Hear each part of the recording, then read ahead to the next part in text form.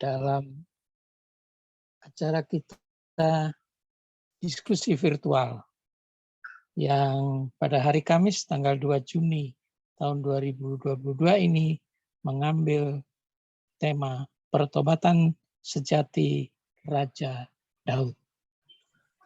Pada kesempatan ini nanti kita akan membahas mengenai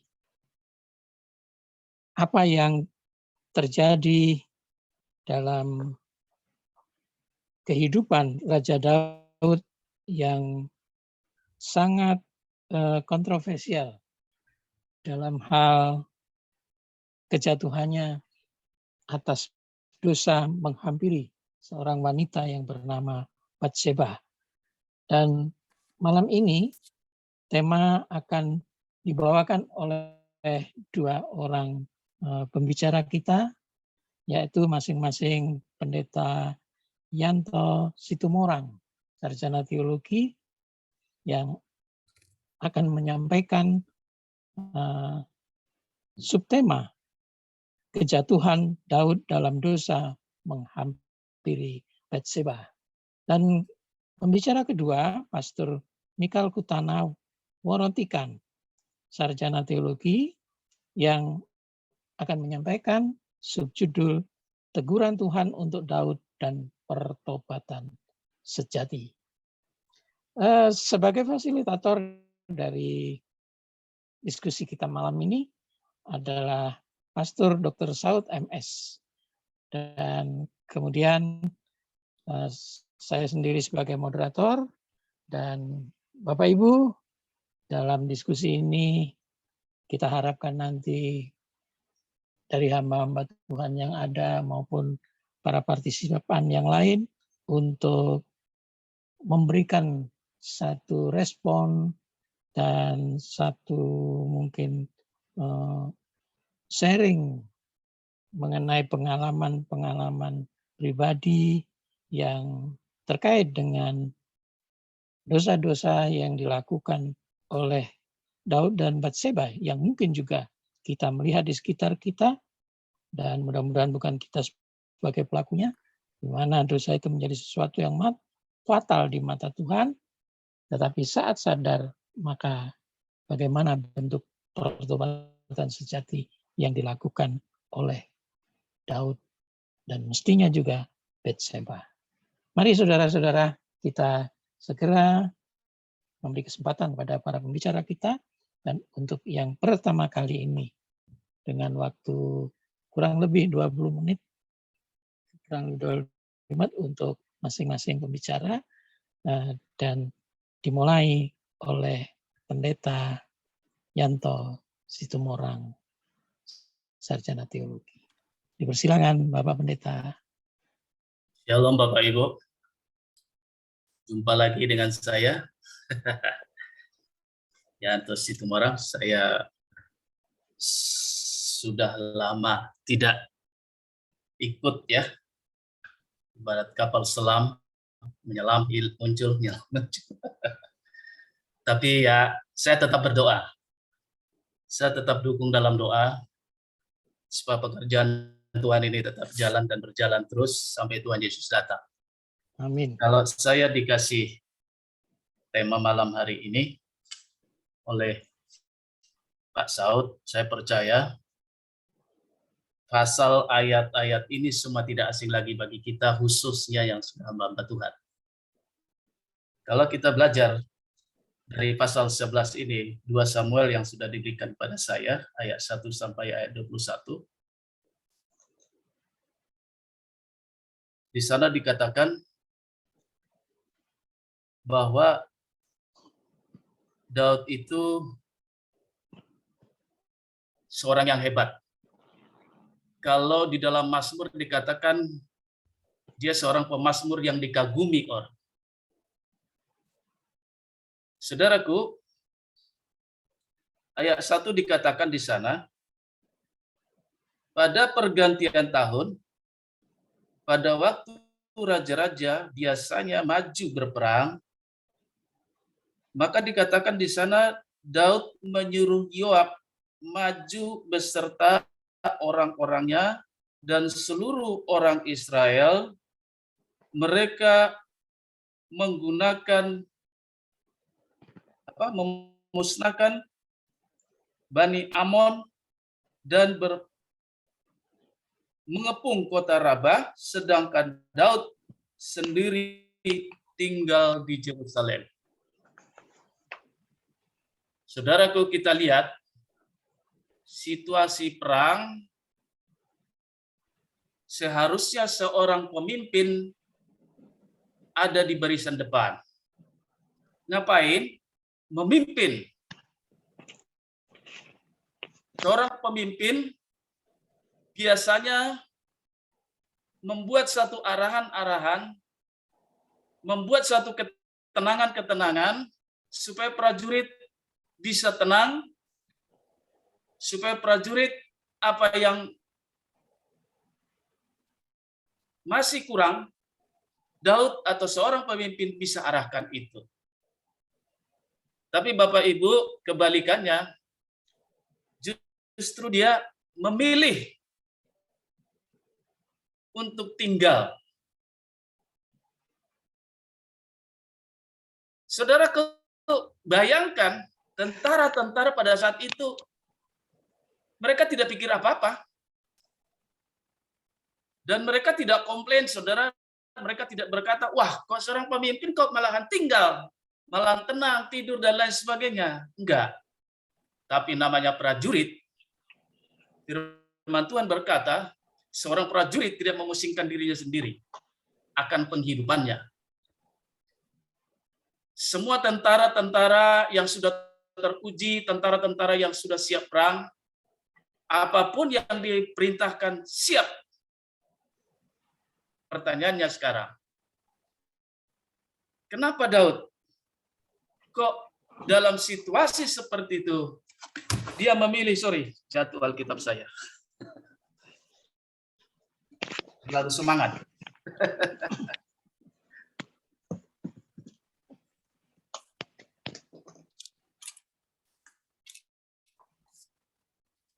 Maaf. Ya, saya lanjutkan. Justru dia memilih suatu kenyamanan. Tetapi apa yang terjadi? Kita melihat dia istirahat pada sore hari. Saudaraku, jangan biasakan istirahat sore hari, saudara, bahaya. Nah, pada waktu dikatakan Alkitab mencatat, lalu dia bangun, dia berjalan di atas sotoh istananya. Saya teringat waktu di desa, saudara, saya masih kecil. Kalau di desa saya, di kampung saya, namanya Tanjung Balai, saudara. Mungkin pernah dengar kota Tanjung Balai, dekat Karimun sana, terkenal ikan teri dari sana, saudara. Kalau butuh ikan teri, minta dari saya. Nah, saudara, Bapak Ibu, waktu saya di desa itu masih kecil, di sana itu nggak ada punya rumah, punya kamar mandi, nggak ada. Jadi kalau mandi di luar, kalau bocah-bocah mandi di kali, jebur, mandi, berangkat sekolah. Nah, setiap rumah, di belakang rumah itu ada sumur. Nah, sumur itu cuma ditutupin pakai pelepah kelapa ya, itu kelapa dipotong, pantek keliling, mandilah di situ. Nah, saya tidak bisa bayangkan. Dikatakan tadi Daud itu melihat. Nah, waktu dia melihat seorang wanita yang mandi, dikatakan, kita udah dewasa semua ya. Saya inilah. Nah, apa yang terjadi? Daud itu justru fokus kepada pandangannya itu. Nah, Bapak Ibu, dalam ayat 1 sampai ayat 27, saya akan berikan 4 poin. Yang pertama, jangan mengumbar dosa. Ini poin yang pertama. Saudaraku, sudah tahu situasi seperti itu, wanita ini dia mandi dengan tidak berpakaian sehelai pakaian pun dalam tubuhnya. Nah, Daud melihat itu, Daud menikmati itu, lalu apa yang terjadi? Langsung Daud turun cepat-cepat ke bawah, lalu dia bilang kepada ajudannya, itu wanita siapa? Oh, Tuan, itu istri anak buah Tuan. Luar biasa, Bapak Ibu. Lalu dia katakan di sana, panggil. Itu siapa nama wanita itu? Dia katakan Batseba, Tuan. Dikatakan di sana bahwa sampai Daud tidak bisa menolak untuk bisa mendapatkannya. Otaknya sampai ke sana, saudara. Kalau orang Jakarta bilang piktor ya, pikiran kotor. Nah, Daud itu menjadi piktor, saudara, pikiran kotor. Apa yang terjadi? Pendek cerita, dia ambil.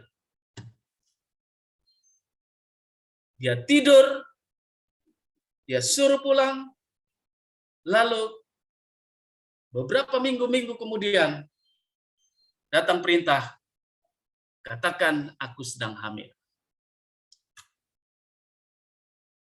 Saya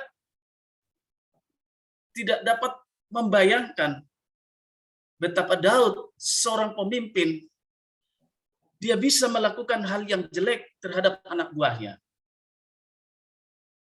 Atau boleh saya katakan, seorang pemimpin rela merusak rumah tangga bawahannya, rumah tangga temannya, katakanlah kira-kira demikian. Tapi itu tidak heran Bapak Ibu, zaman sekarang itu banyak yang seperti itu. Orang bilang, ya tanaman makan tanaman. Dan saudaraku, jangan pernah mengumbar dosa. Batseba itu mengumbar dosa. Dia udah tahu. Tapi mungkin kalau saya katakan, setiap sore mungkin wanita ini mandi, bahkan setiap sore mungkin Daud melakukan hal-hal yang seperti itu. Jadi pikirannya itu udah dikotori oleh hal-hal yang seperti itu. Dikatakan di sana bahwa Daud itu menyuruh anak buahnya memanggil wanita itu. Begitu wanita itu melakukan hal yang katakanlah yang kotor. Sebetulnya wanita itu juga sepakat dalam hal itu. Kalau saya pelajari di sini ya. Bisa saja dia nolak, oh jangan. Tapi justru di situ ikut dia melakukan. Setuju dengan perbuatan Daud. Lalu apa begitu dia pulang? Dikasih perintah bahwa dia sudah hamil. Lalu yang kedua, jangan pernah buka celah. Daud itu membuka celah, saudara. Saya teringat waktu pelayanan di desa, selalu kita bilang begini, jangan pernah buka celah ya. Apalagi daerah ini, banyak daerah perdukunan, daerah ini, daerah itu, jangan pernah buka celah. Itu selalu pesan-pesan kita terhadap teman-teman kita. Nah, Bapak Ibu, begitu dia katakan Daud sudah nggak nyaman lagi hidupnya. Dia tidak tenang lagi. Dia gelisah. Selama berita itu sampai ke telinga dia, mulai dari saat itulah dia tidak tenang lagi. Pikirannya mulai semakin kotor, semakin rusak. Lalu apa yang terjadi? Lalu katakan dia kirim surat. Anehnya bin ajaib Bapak Ibu, yang disuruh ngantar surat adalah suaminya sendiri, diantarkan ke anak buah Daud. Ini ada surat nih dari komandan, kira-kira begitu. Dari siapa? Daud. Ada apa? Gak tahu, bacalah. Ya baca. Ternyata isinya, suruh Uriah perang. Sekarang lagi perang, suruh dia paling depan.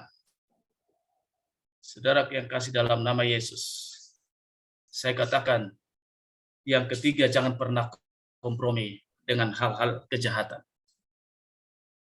Daud ini kompromi, saudara, dengan anak buahnya. Lalu dikatakan disuruh.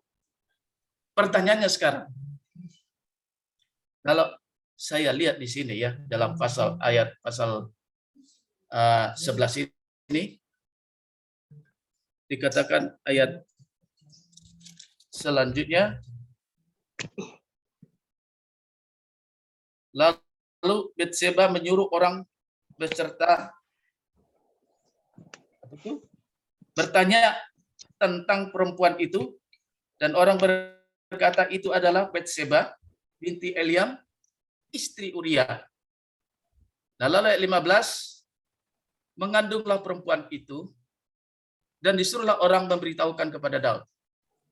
Lalu ayat ke-6, lalu Daud menyuruh orang kepada Yoab, mengatakan, suruh Uria orang Het itu datang kepadaku.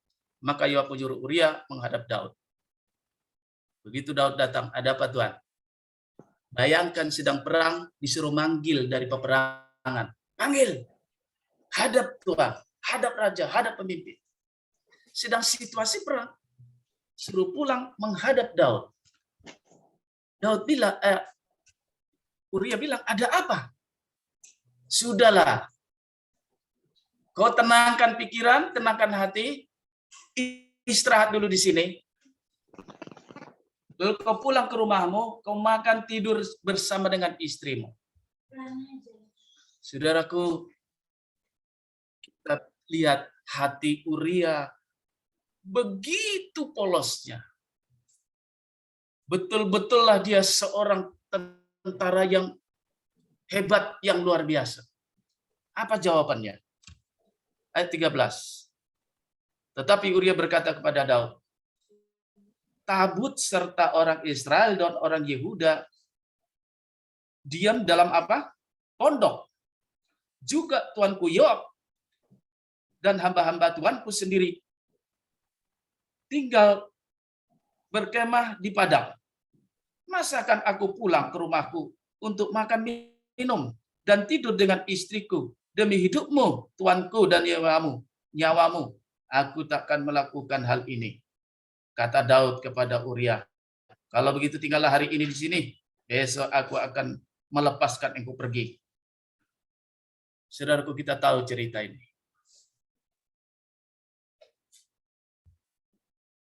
Jangan pernah memunculkan hal-hal yang dilarang oleh Tuhan. Kita lihat Daud itu dari umur 14 tahun dia sudah hebat. Bayangkan, yang masih relatif muda dia sudah hebat. Tapi sayang, seringkali sayang, kehebatannya itu, panggilan Tuhan terhadap dirinya, dia salah gunakan. Ini buat kita semua, para pemimpin-pemimpin, jangan pernah menyalahgunakan kepemimpinan kita. Antang-mantang kita pemimpin, wow, sesuka hati kita melakukan ini, membuat ini. Dan itu terserah dia mau lakukan apa. Karena dia raja, karena dia pemimpin. Siapa yang tantang? Berhadapan. Tapi kita lihat di sana. Sekali lagi saya katakan, jangan pernah kompromi dengan hal-hal kejahatan. Itu kejahatan. Begitu dia suruh paling depan, perang. Begitu suruh perang, mati. Disuruh lagi orang membuat kata-kata, membuat cerita yang tidak sesuai dengan peristiwa itu. Daud sudah mengerti. Dia katakan begini, ya, janganlah gelisah hatimu. Biasa itu, pedang makan pedang, perang ini lawan itu dia udah biasa. Jangan khawatir. Jangan bimbang. Perkeras lagi, perhebat lagi lah peperanganmu, katanya kepada Yoab. Coba Bapak Ibu. Nah, apa yang terjadi? Saya katakan, dosa tetaplah dosa. Lalu, jangan hidup dengan kepura-puraan. Daud itu hidup dengan kepura-puraan. Dia pura-pura nggak tahu semua itu. Begitu suaminya datang, pura-pura nggak tahu. Tapi ada mata yang melihat, ada hati yang tahu, yaitu mata Tuhan, hati Tuhan. Jangan pernah melukai hati Tuhan, Bapak Ibu. Tapi Daud kalau kita lihat, sebelumnya dia katakan bahwa Tuhan memilih Daud yang berkenan di hatinya. Mungkin kita bisa bertanya, lah Tuhan memilih, kok nggak salah pilih? Ya, nggak salah pilih tuh. Tuhan salah kali. Tuhan nggak pernah salah. Begitu dia pilih, dia katakan Daud yang berkenan di hatiku. Bapak Ibu, begitu dia selesai, dia lakukan itu, pendek cerita, Alkitab mencatat, berkabunglah dia. Istrinya pun begitu mendengar berita itu, dia menangis sejadi-jadinya. Apa yang terjadi? Selesai perkabungan, Alkitab mencatat, lalu mereka jadian. Kira-kira begitu ya, jadian, menikah. Nah, saudaraku, kalau saya katakan dosa melahirkan dosa. Daud sudah melakukan dosa, tapi double-double lah dosanya. Membohongi suaminya, membohongi segala tentaranya. Saya katakan tadi, jangan hidup dengan kepura-puraan. Ada banyak akhir zaman ini, hamba-hamba Tuhan hidup dalam kepura-puraan. Sorry, maaf, terpaksa saya katakan. Tapi saya percaya, ada banyak juga hamba-hamba Tuhan yang betul-betul tulus melayani pekerjaan Tuhan. Kalau ada orang, terlalu banyak orang saya dengar, panggil hamba Tuhan ini pasang target. Wow, terlalu naif, saudara. Tapi saya percaya, kalau saya dipanggil melayani Tuhan, saudara, saya nggak pernah panggil tarif. Malahan kalau saya pernah melayani Tuhan di satu gereja kecil, dia kasih berkat. Saya bilang, ini sudah saya terima ya, saya kembalikan lagi. Nah, Bapak Ibu yang kasih dalam nama Yesus, bukan saya tidak perlu duit. Tapi kita lihat, kalau kita melayani Tuhan dengan sungguh-sungguh, Tuhan akan berkati. Nah, Bapak Ibu, berapa menit lagi, Pak? 5 menit. 5 menit, oke. Iya. Jadi, kalau kita melihat di sana, paginya Daud, aneh kejahatannya, saya bilang berdobel-dobel, dikasih lagi minum, teler itu anak buahnya tadi, yaitu Uria tadi. Wah, jahatnya ampun-ampun. Tetapi Bapak Ibu saya kasih dalam nama Yesus, kita kembali kepada kasih Tuhan. Kasih Yesus lebih dari segala. Kasih Allah besar melebihi dari segala-galanya.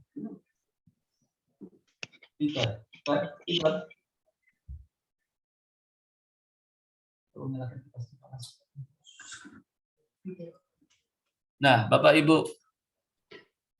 ada tadi 4 hal tadi saya katakan. Yang pertama, jangan mengumbar dosa. Yang kedua, jangan pernah buka celah. Yang ketiga, jangan pernah kompromi dengan hal kejahatan. Lalu yang keempat, jangan hidup dengan kepura-puraan. Puji Tuhan, karena selanjutnya saya serahkan kepada Mubika. Bagaimana cerita selanjutnya? Tuhan berkati. Silakan Pak Joko. Ya, silakan Ibu Mika supaya tidak terputus. Baik. Shalom, selamat malam semuanya Bapak Ibu yang terkasih dalam Tuhan. Halo. Saya pertama-tama mengucapkan terima kasih untuk waktu yang diberikan kepada saya, Bapak hambanya Bapak Saud, dan juga semua para pengurus yang ada di generasi penuh akhir zaman.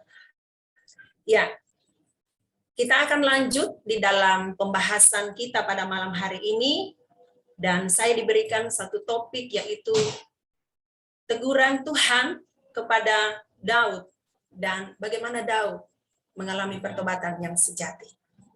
Menarik sekali topik ini yang diberikan kepada saya, dan ada langsung saja apa saja teguran Tuhan kepada Daud, sehingga hal itu membuat gentar, membuat menjadi takut ya terhadap apa yang didengar dari Nabi Nathan. Nabi Nathan menubuatkan bahwa Tuhan akan memperkenankan perang. Demi perang terjadi di antara keturunan Daud. Dan ini bukan berita yang menyenangkan bagi seorang raja. Yang kedua, Daud juga akan kehilangan istri-istrinya secara terbuka. Ini sesuatu yang memalukan sekali dan akan membuat dia menjadi merasa kecil di hadapan bangsa Israel, seorang raja. Dan catatan saya yang ketiga, peristiwa itu sebagai balasan bahwa Daud mengambil istri Uriah secara sembunyi-sembunyi yang dicatatkan di dalam 2 Samuel pasal 12 ayat 12. Peristiwa itu terbukti saat Absalom, salah satu anak Daud, mengambil istri ayahnya secara terang-terangan. Dan ini terjadi. Alkitab mencatatkan itu. Semua orang Israel mengetahui perbuatan Absalom ini. Dan ada upaya dari Daud untuk menutupi perbuatan dosanya. Seperti yang sudah dipaparkan oleh Bapak Pendeta Yanto, apa saja perbuatan-perbuatan dosanya itu, yaitu ketika dia memberikan kesempatan kepada dirinya untuk melakukan dosa, yaitu dosa perzinahan antara dia dan Betseba. Mari kita membuka di dalam Mazmur pasal yang ke-51. Bagaimana Daud di dalam perjalanan kehidupannya menyadari penuh bahwa apa yang dilakukannya itu jahat di mata Tuhan. Mazmur pasal 51, kita akan membaca bagian firman Tuhan ini.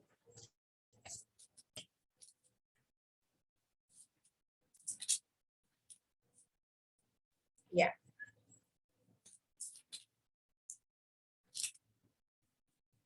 Demikian firman Tuhan, Lembaga Alkitab memberikan judul pengakuan dosa. Untuk pemimpin biduan, Mazmur dari Daud, ketika Nabi Nathan datang kepadanya setelah ia menghampiri Betseba. Kasihanilah aku ya Allah menurut kasih setiamu. Hapuskanlah pelanggaranku menurut rahmat-Mu yang besar. Bersihkanlah aku seluruhnya dari kesalahanku, dan tahirkanlah aku dari dosaku. Sebab aku sendiri sadar akan pelanggaranku. Aku senantiasa bergumul dengan dosaku. Terhadap engkau sajalah aku telah berdosa dan melakukan apa yang kuanggap jahat. Kau anggap jahat. Supaya ternyata engkau adil dalam putusanmu, bersih dalam penghukuman. Dan selanjutnya hingga sampai di ayat yang ke-21.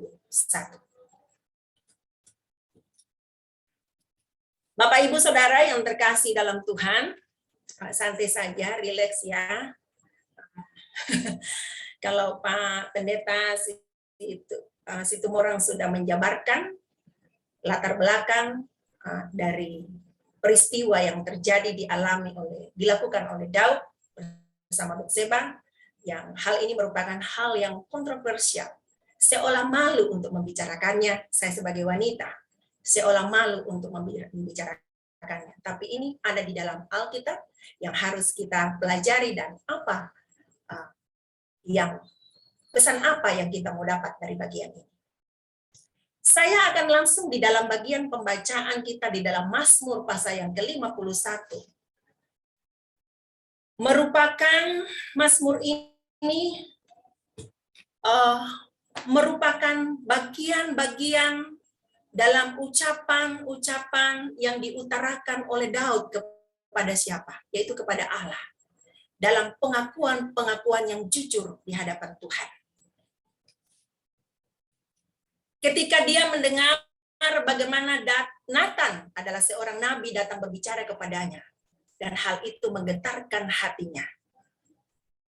Sehingga kita bisa melihat bagaimana respon dari seorang Daud terhadap apa yang dia dengar. Terhadap teguran-teguran itu. Dan dia menyadari bahwa hal itu jahat di mata Tuhan. Apa yang sudah dilakukannya itu jahat di mata Tuhan. Saya akan menyampaikan beberapa hal dari format pengakuan dosa dari Daud. Daud menyadari bahwa ada tabiat dosa dalam hatinya. Ada keinginan dosa dalam hatinya. Dan kuasa dosa di dalam batin dan hati sejak Daud di dalam kandungan ibunya. Pasal 51 ayat yang ke-7. Yang kedua, Daud mengakui bahwa Daud telah berzina dengan Betseba dan membunuh Uria yang adalah suami dari Betseba. Dicatatkan di dalam Mazmur 51 ayat 5 dan 6. Daud mengakui juga bahwa Daud selalu gagal atau kalah dalam melawan tabiat dosa yang ada dalam dirinya. Seperti yang dicatatkan di dalam 2 Samuel. Dia jatuh di dalam dosa. Dan di dalam Mazmur pasal 51 dijabarkan ayat 5 dan 6.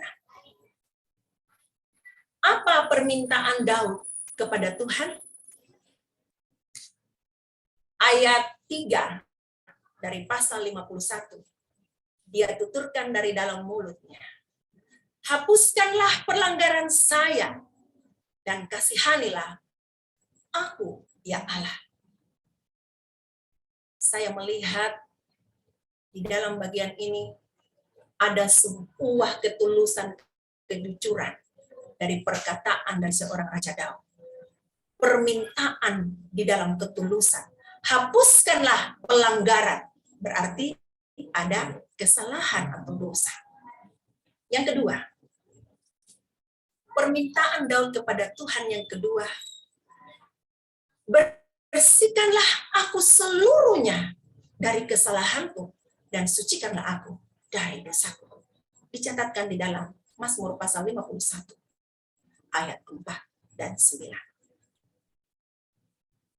Selanjutnya, janganlah ambil Roh Kudus-Mu daripadaku dan jangan membuang aku.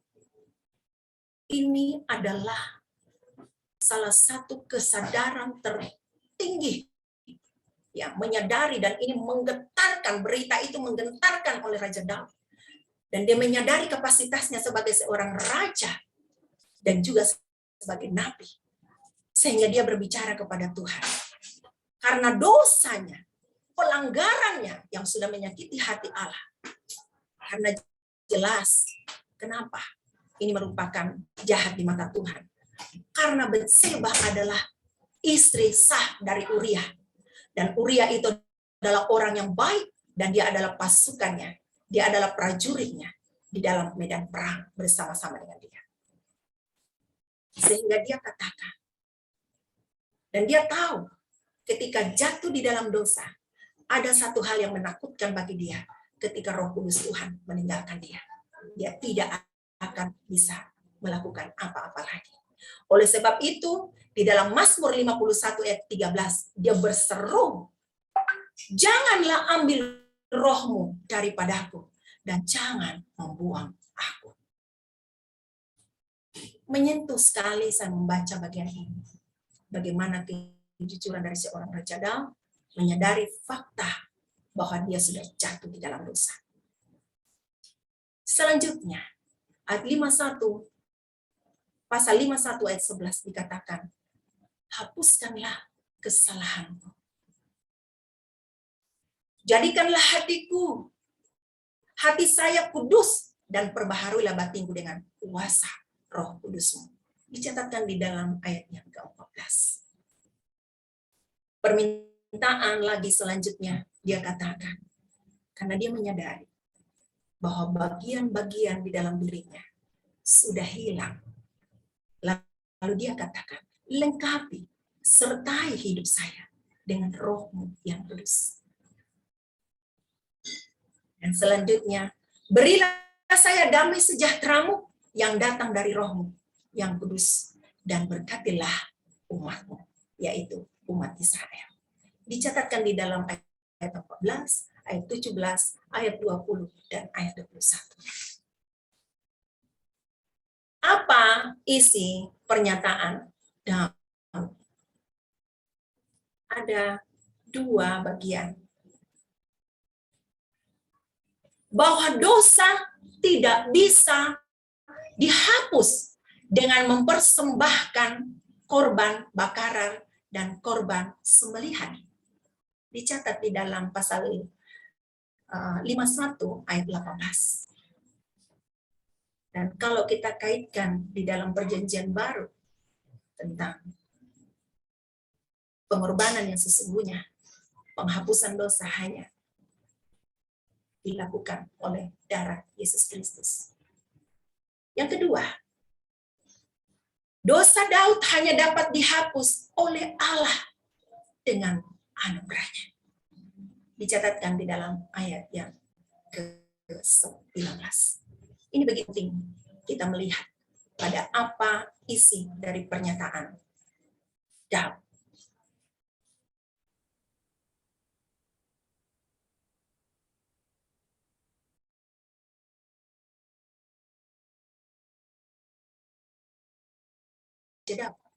Dan menarik sekali. Kenapa? Karena memang benar apa yang diikrarkan oleh Daud ketika dia menyadari bahwa dia menyesali setiap perbuatannya. Alkitab mencatatkan dosa persinahan hanya satu kali terjadi, yaitu dia dan Batseba. Daud di dalam ikrarnya, di dalam pasal 51 ayat 15, dikatakan, untuk selamanya saya tidak akan melakukan dosa lagi atau bertobat berbuat dari dosa. Wow. Ini saya katakan, Daud seorang raja yang perkasa, ganteng, gagah. Saya bilang kalau saya ada di zaman itu, mau saya jadi suaminya. Ya, saya bilang kalau saya bayangin kalau ada di zaman itu, era itu ya, zaman dia, mungkin saya yang jadi Abigail kali ya, saya bilang gitu, yang akan diambil di peristri ya. Karena betapa bangganya orang menjadi istri seorang Raja Daud, ya namanya begitu luar biasa. Kemudian ikrar dari seorang Raja Daud yang kedua dicatatkan di dalam ayat yang ke-15. Saya akan mengajarkan orang supaya dia berhenti melakukan dosa. Keren ini ya. Ikrar dari Daud ini keren. Yang ketiga, saya akan mengajar orang yang berdosa untuk bertobat dan berbalik kepada Tuhan. Apakah di bagian ini juga kita mengikrarkan hal ini di hadapan Tuhan? Ketika kita melihat ada yang salah, ya, orang melakukan salah di mata Tuhan, atau kita membiarkan. Daud rupanya sudah mengambil bagian untuk memberitakan Injil ketika menyadari penyesalannya terhadap perbuatannya, dan dia ikrarkan di hadapan Tuhan. Dia mau memberitakan perbuatan Allah, dan dia mau membawa orang berjumpa kepada Allah. Dan kita melihat berdasarkan pengakuan-pengakuan dari Daud. Yang pertama, Tuhan mengampuni dosa Daud. Di dalam 2 Samuel pasal 12 ayat yang ke-13. Yang kedua, Tuhan membuang dosa Daud sejauh timur dari barat. Dicatatkan di dalam Mazmur 103 ayat yang ke-12. Selanjutnya, Tuhan tidak mengingat lagi dan Tuhan melupakan dosa Daud untuk selama-lamanya. Saya bertanya-tanya, kenapa di bagian ini dicatatkan seperti ini? Apakah Daud tidak berdosa lagi? Berdasarkan ikrar dari Raja Daud dan apa dicatatkan di dalam firman, ini keluar dari mulut Daud di dalam pasal 51 ayat 15, bahwa untuk selama-lamanya saya tidak akan melakukan dosa lagi. Dan bagian ini merupakan jawaban bahwa Tuhan melupakan dosa Daud untuk selama-lamanya. Ini hal yang luar biasa. Allah itu Maha Pengampun, Maha Pengasih, Maha Penyayang. Dan Dia melihat ketulusan hati setiap umatnya. Secara khusus bagian ini adalah Daud menyadari akan perbuatannya yang salah di mata Tuhan. Selanjutnya Tuhan menguduskan hati Daud.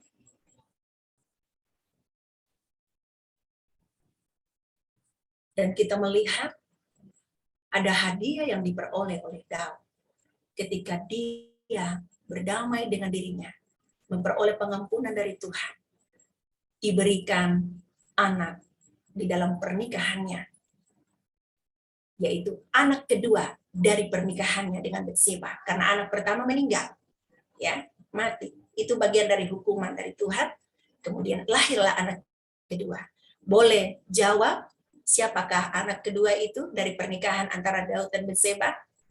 Anak sekolah minggu kan? Pernah jadi anak sekolah minggu?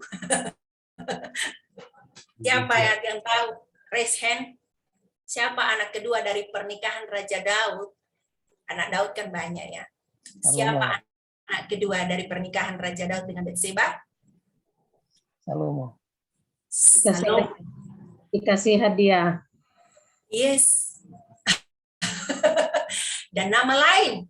Oke. Nama lain dari Salomo. Nathan menyebutnya sebagai, siapa panggilannya? Nathan menyebut dia bukan Salomo, tapi apa? Nah, ini yang baru. Dijah. Artinya apa? Kekasihku, kekasihnya Tuhan. Luar biasa, ini keren namanya Salomo ini ya.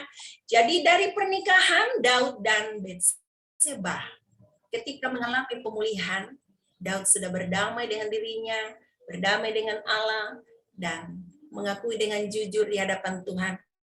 Dia mendapatkan hadiah yang luar biasa, memperoleh seorang anak dalam pernikahannya dengan Betseba, dan Betseba juga sudah mengalami pemulihan di dalam Tuhan, dan sudah bertobat, dan mereka dikaruniai seorang anak yang luar biasa, yaitu Salomo. Betapa bersukacitanya mereka, kenapa? Karena dia dinubuatkan juga menjadi raja bagi bangsa Israel.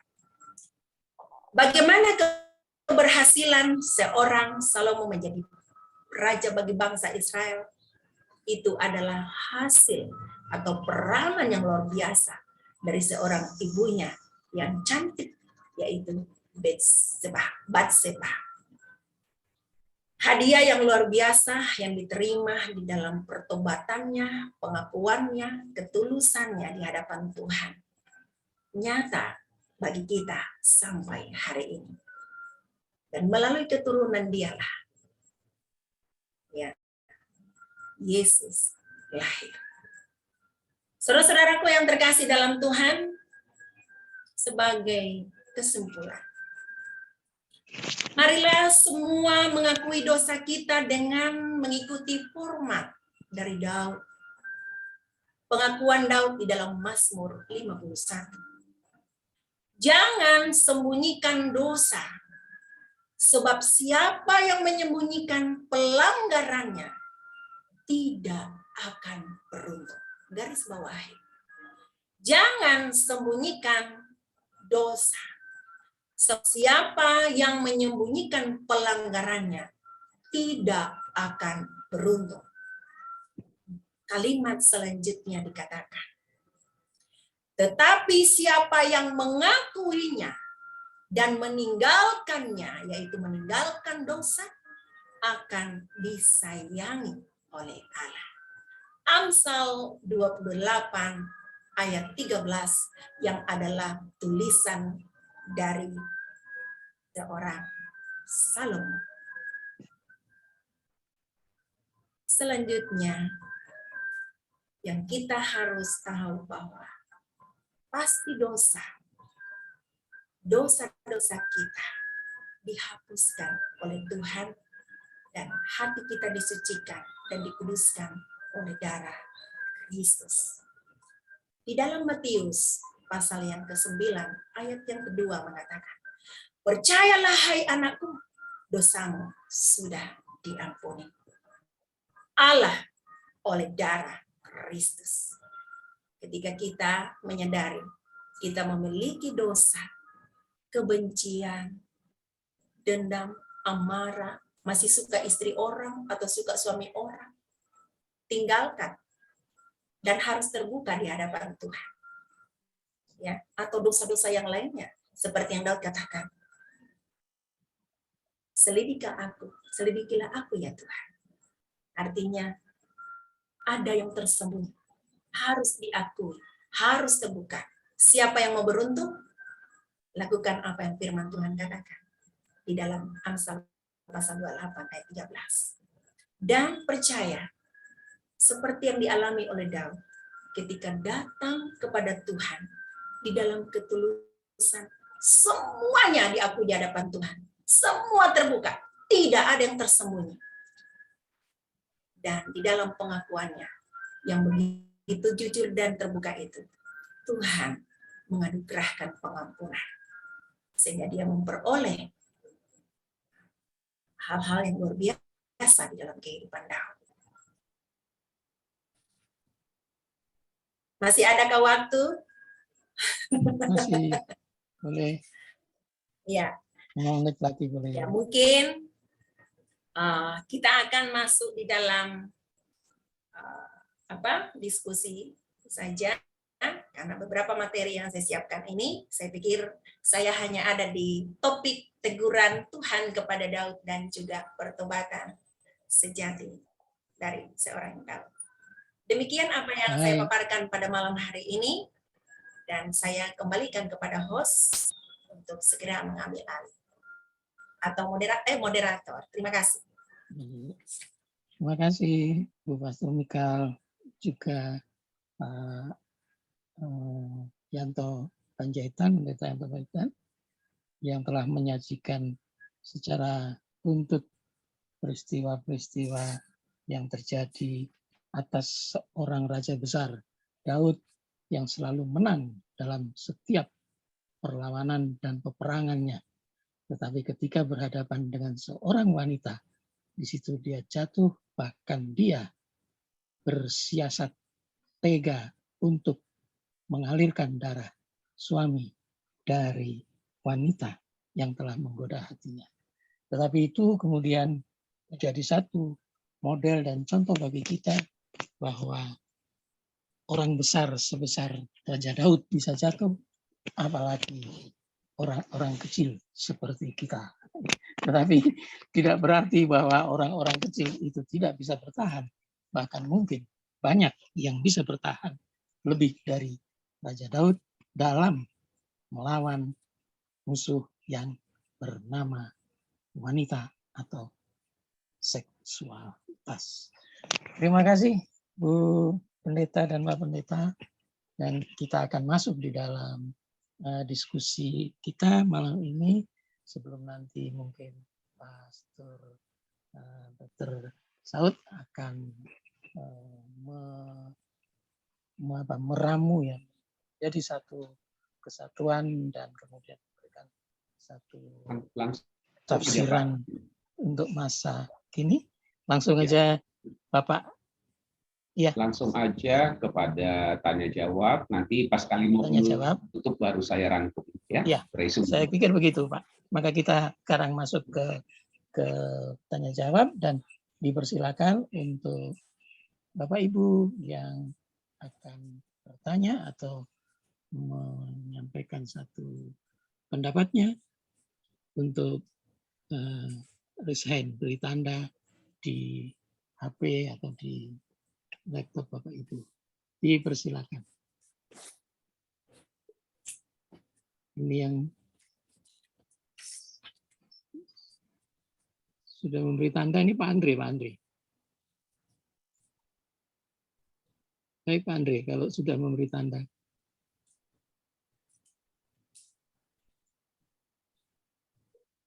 Oh, saya tidak ada memberi tanda Pak Joko. Oh iya. Tapi nggak apa-apa lah. Itu ada tanda merah. Ya, karena yang lain tidak ada tandanya. Ya nggak apa-apa. Ya silakan Pak kalau Joko. ada yang Ya, tanya. saya cuman ada sedikit tadi udah dijabarkan tentang pengakuan dosa Daud dan apa yang dia lakukan oleh Daud dari 2 Samuel tadi sampai ke Mazmur 51 ya. Nah, jadi setelah sudah pengakuan Daud ini segala dosa-dosanya kepada Tuhan, selanjutnya posisi Daud ini apakah tetap dia sebagai raja atau tidak? Itu aja sih. Oke. Terima kasih, Tuhan Yesus memberkati. Iya. Baik. Nanti ini Bu Pendeta Mikal ini yang akan menjawab. Silakan dulu Bu Mikal sambil yang lain mungkin menyiapkan pertanyaan. Ya, terima kasih Pak Andre untuk respon dan juga pertanyaan. Pertanyaannya bagus sekali karena belum ada di dalam penguraian sepertinya ya, karena ini bukan bagian saya, tetapi saya mencatat bahwa Daud tetap menjadi raja sampai dia mengakhiri hidupnya dan digantikan oleh Salomo, ya, digantikan oleh Salomo. Dan kita bisa melihat itu di dalam 2 Samuel. Saya akan bacakan.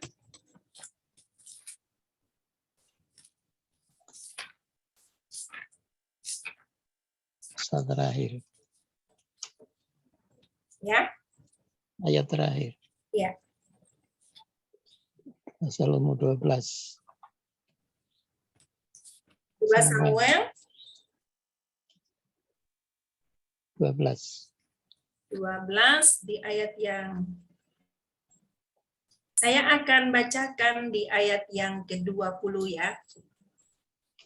Dan berkatalah Samuel kepada bangsa itu, maaf, saya salah alamat, di 2 Samuel, saya buka di 1 Samuel. Ya, 2 Samuel pasal yang ke-12.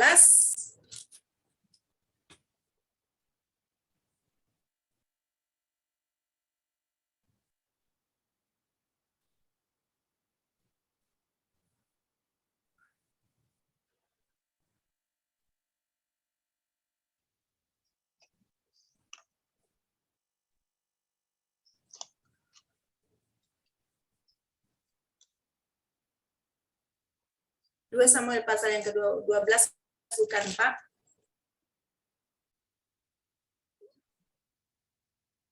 Sebentar.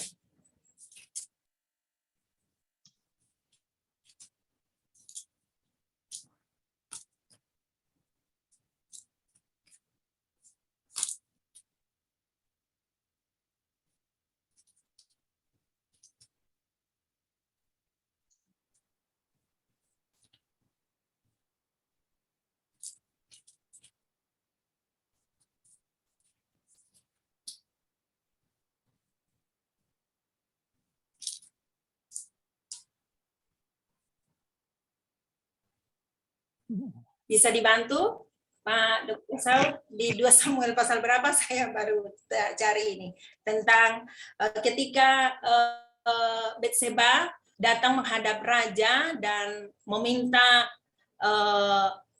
raja untuk segera memberikan respon atas tindakan kan dari Adonia, saudara dari Salomo, karena saat itu dia sudah bersekongkol dengan beberapa dari pasukan-pasukan yang ada dan juga dari kaum Israel yang berpihak, yaitu Ahitofel, dan menobatkan Adonia menjadi raja. Tetapi ketika terdengar, lalu Batseba datang menghadap kepada Raja Daud, dan dia mengatakan bahwa bukankah Salomo yang akan menggantikan, yang akan duduk di atas tahtamu itu, ya. Jadi jawabannya bahwa Daud tetap menjadi raja, ya Pak Andre, sampai dia mati dan digantikan oleh anaknya yang sah, yaitu Salomo, atau yang disebut Yedijah, pemberian nama dari seorang nabi Yedijah. Ya, itu. Nanti saya akan kirim. Saya sementara cari ayatnya ya, soalnya seperti seolah saya lupa, padahal saya sudah baca. Tapi ceritanya masih saya ingat sekali, sebab baru saya bawa minggu lalu di gereja lokal. Baik, Ya, mungkin boleh ada lanjut, yang lain. silakan. Ya, silakan. Ada Pak Banuara, ada Pak Pendeta Parlin, ada Ibu Marwati, Ibu Lydia Lalang, Ibu Ruth, Bu Noni, Ibu Saroli Harefa, Ibu Sylvia Madalena. Ada yang ingin ditanyakan, Ibu?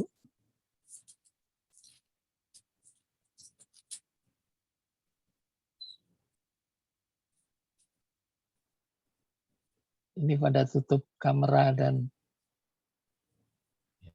tutup mic ini. Oke, untuk memancing pertanyaan dari dari partisipan, saya ingin bertanya lah, nggak apa-apa lah ya, untuk bisa walaupun sebagai fasilitator kepada Pak Yanto ya, Pak Pendeta Yanto. Silakan, Pak. Setelah Raja Daud berdosa, ya, mengambil Batseba, membunuh Uria, lalu Tuhan memberikan pengampunan dan hukuman. Pertanyaannya adalah, apakah setiap dosa yang dilakukan oleh seseorang akan tetap menanggung akibatnya sekalipun dosa itu sudah diampuni?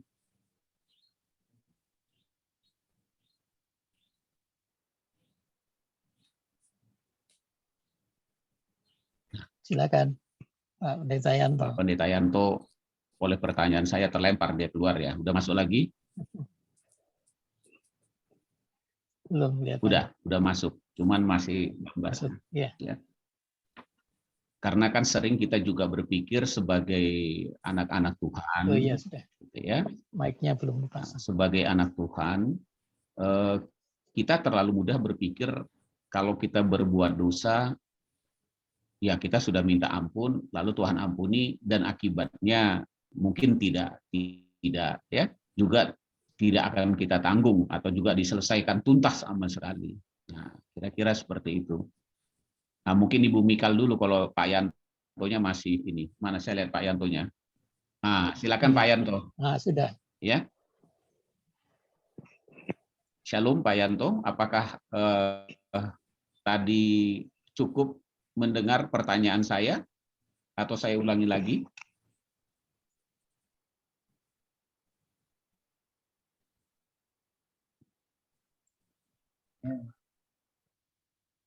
Ya. Salam Pak Yanto.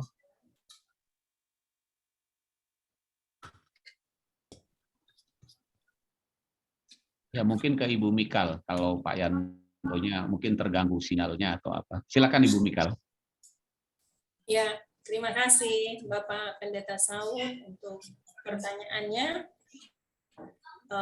Adakah konsekuensi ya? Tetap berlaku nggak konsekuensi itu ya?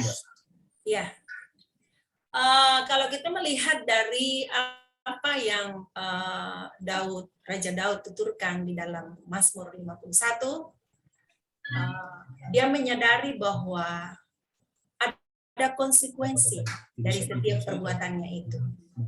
Dan kalau kita melihat ke belakang, konsekuensi dari perbuatan dosa, perbuatan jahat dia di mata Tuhan, berzina, membunuh Uria, mengajak orang lain berdosa. Kan dia mengajak Yoab untuk ikut melakukan berperang untuk mewujudkan keinginannya, yaitu supaya Uria terbunuh. Tuhan tidak meluputkan dari perbuatan, dari kejahatan dari seorang Daud. Hal pertama yang kita bisa lihat bahwa dia kehilangan anaknya. Yang pertama. Yang kedua, Nathan datang berbicara bahwa akan terjadi kekacauan di antara anak-anak keturunan dari seorang Raja Daud. Absalom memberontak kepada ayahnya, kemudian juga Adoniah meminta sesuatu yang sangat tidak pantas, penghinaan. Ya, ketika dia datang bertemu Betseba, dia katakan, Ratu atau Ibu, bisakah saya meminta satu saja? Ini kurang ajar ini Adoniah. Satu saja. Apa itu? Dia minta Abisai. Siapa Abisai? Itu pelayan Raja Daud di akhir dari masa-masa tuanya. Dan pelayan berarti saat itu, kalau era saat itu, bukan hanya pelayan, saudara. Itu pasti menjadi istrinya. Pelayan itu diminta menjadi istrinya. Menjadi milik dari Adoniah. Dan dengan tegas seorang Raja Salomo saat itu sudah dinobatkan sesuai dengan perkataannya di awal bahwa kalau engkau baik-baik, tidak melakukan kejahatan, maka engkau akan baik-baik saja. Karena engkau melakukan kejahatan, akhirnya dia suruh orang untuk datang menemui Adoniah dan melenyapkan nyawanya. Anaknya dari Raja Daud mati, ya, terbunuh dengan pedang. Itu konsekuensi, bagian dari konsekuensi dari perbuatan dosa dari Daud. Kemudian Absalom memberontak kepada ayahnya sendiri. Dan itu tindakan memalukan bagi dia sebagai seorang raja, itu kegagalan, dan juga kepada bangsa Israel secara khusus. Dan itu akan membuat harga dirinya sebagai seorang raja jatuh. Ya, itu konsekuensi. Oleh sebab itu kalau kita melihat di dalam pengakuan-pengakuan dia, baik dalam syair, baik dalam tutur, dalam doa, itu kita melihat kedalaman hatinya di hadapan Tuhan dengan jujur atas satu perbuatan dosa yang dilakukan, yang dicatatkan, yaitu berzina. Ya, memang tidak main-main kalau kita kaitkan di dalam firman Tuhan, perkataan Yesus. Memang dilarang sekali, ya. Di garis bawah itu dilarang sekali. Nah, jawabannya adalah tetap konsekuensi itu berjalan sampai hari ini. Tapi pengampunan itu tetap ada. Dan satu ayat di dalam Ibrani, dia katakan ini menjadi remote atau kontrol bagi kita untuk kita harus sadar tidak ada pengampunan bagi dosa yang sama. Nah, ini harus digarisbawahi. Kalau memang kita mau mendapatkan bersih, seperti yang Daud katakan, bersih, suci, bebas dari pelanggaran itu, maka setialah dalam prosesnya Tuhan dan jangan mengulang dosa yang sama. Konsekuensi tetap ada. Nah, mungkin kita tidak bisa, ini kan hal yang subjektif, ya, hanya kita dan Tuhan. Jadi saya tidak mau membuka contoh-contoh, sebab itu akan mengundang hal yang mungkin lain, pertanyaan lain. Sebab kita semua orang berdosa dan tidak ada orang yang suci, semua orang berdosa, kita hanya layak melalui iman percaya kita bahwa darah Kristus menyucikan, menguduskan kita. Konsekuensi dari setiap perbuatan dosa tetap berlaku. Terima kasih. Terima kasih, Bu Mikal. Ini Pak Yanto belum masuk lagi nih. Nggak apa-apa Pak, diteruskan aja dengan pertanyaan yang lain supaya dinamis ya. Baik. Ya, baik. Mungkin ada yang mau memberikan respon atas pertanyaan Pak Dr. Saud dan jawaban Ibu Mikal. Atau mungkin ada pertanyaan yang lain, dipersilakan. Ibu Sylvia Magdalena. Salam, Ibu Sylvia.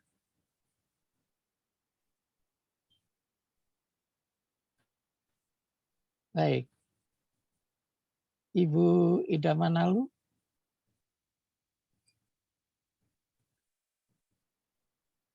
Ibu Cindy. Silakan Ibu Cindy.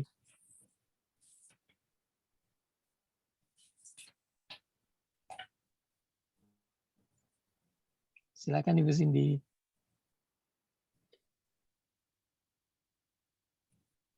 Ibu Lydia Lalang. Ibu Teti Simanjuntak.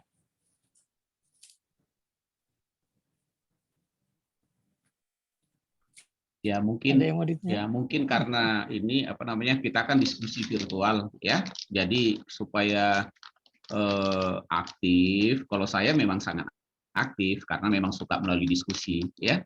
Bertanya. Saya bertanya lagi deh ya, biar yang lain nanti nggak bertanya, saya bertanya terus nggak apa-apa kepada pembicara. Nah gitu, karena yang lain mungkin makin lama makin panas nanti. Ini Pak Dokternya kan dia suka bertanya. Ibu Mi, kalau saya mau bertanya, walau Baik, Pak fasilitator gini. Nah, ketika Daud itu ada di atas, ya, yang harusnya dia ikut berperang, tapi dia tidak berperang, ya, dia dari atas itu melihat ada seorang wanita cantik, gitu ya. Katakanlah dia belum bernama Betsheba, kan dia tergoda, betul kan? Tergoda. Ya. Nah, pertanyaannya, kenapa kok Raja Daud setelah dia tergoda nggak bisa menghentikan godaan itu, ya, lalu malah berlanjut, ya, ingin mengambil wanita itu, ya, lebih jauh. Karena ini bisa hal yang penting. Kalau seandainya saudara dan saya sedang tergoda, masa sih nggak bisa menghentikan godaan itu, betul kan? Apakah harus jatuh? Kira-kira seperti itu. Nah, karena kan pengalaman, kenapa kita bawa topik ini sebenarnya supaya apa yang terjadi di kisah Raja Daud tidak terulang. Jangan nanti dibalik gini, Raja Daud saja jatuh orang yang dikenan Tuhan, apalagi saya. Itu enggak, itu bukan itu maksudnya. Dicatat nanti Alkitab ini malah jadi contoh yang buruk, betul kan? Itu dicatat supaya orang-orang Kristen yang akan datang jangan lagi gitu loh mengulangnya. Nah, itu ya. Jadi alur ceritanya yang kita pahami. Jadi saya bertanya kepada Ibu Mikal, walaupun sebenarnya saya bertanya kepada diri saya sendiri, saya jawab juga, tetapi saya ingin Ibu Mikal yang jawab. Nah, kenapa waktu Raja Daud melihat wanita cantik itu, gitu ya kan? Dia sudah tertarik, itu kan, dari mata turun ke hati. Kenapa dia nggak bisa menghentikannya? Kira-kira begitu loh, gitu kan? Nah, kalau seandainya dia nggak bisa, bagaimana Bu nanti kalau itu terjadi kepada saya supaya saya tidak